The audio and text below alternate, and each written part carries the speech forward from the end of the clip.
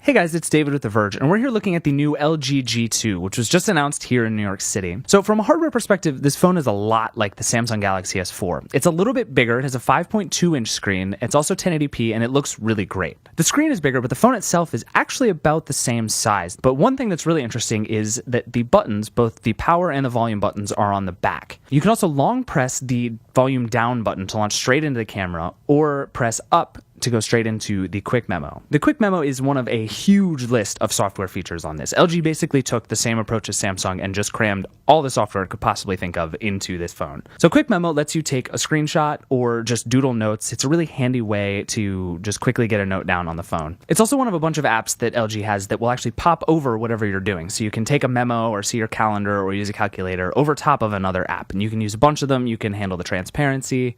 You can really do a bunch of things at once on this phone, and it seems to work really well. It's running a Snapdragon 800 processor, which is insanely fast, and it has 2 gigs of RAM, and all in all makes the G2 seem like a pretty fast phone. It has a 13 megapixel camera, again, just like the GS4, and for the most part, it's basically just like the GS4. It has tons of modes. There's a dual camera mode that lets you shoot with the front and back camera at the same time. There is one cool feature called VR Panorama, which lets you take a 360-degree photo and actually pan around it just by moving your body or scrolling around on the screen.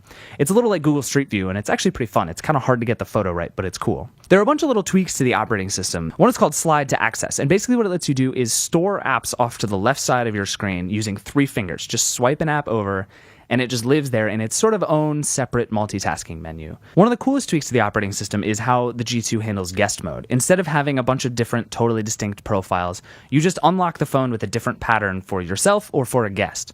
And if you use the guest pattern, it just shows a few apps and a few settings and whatever you've enabled. It's a really clever way of handling being able to just give somebody your phone and let them make a phone call. So in all, the G2 reminds me a lot of the GS4. It's a ton of software features. It's not particularly exciting hardware, though LG is doing a couple of interesting things here with the buttons on the back. But really the move here is software. The quick memo stuff, there's the remote that you can use and even offers the remote in the notification pull down. There's a ton of options, a ton of menus, a lot going on, but ultimately a lot you can do as well. The G2 is coming to all 4 carriers, and it's going to be a very different phone depending on how you want to set it up. So obviously we've only just gotten to know this phone, but it's clear that this is not trying to compete with something like the iPhone or the Moto X. This is very much a kitchen sink kind of phone like the Samsung Galaxy S4. It has all the features you want, probably dozens and dozens more, and really, if you're a tinkerer, can be almost anything you want, which is probably going to be a lot of fun for some people.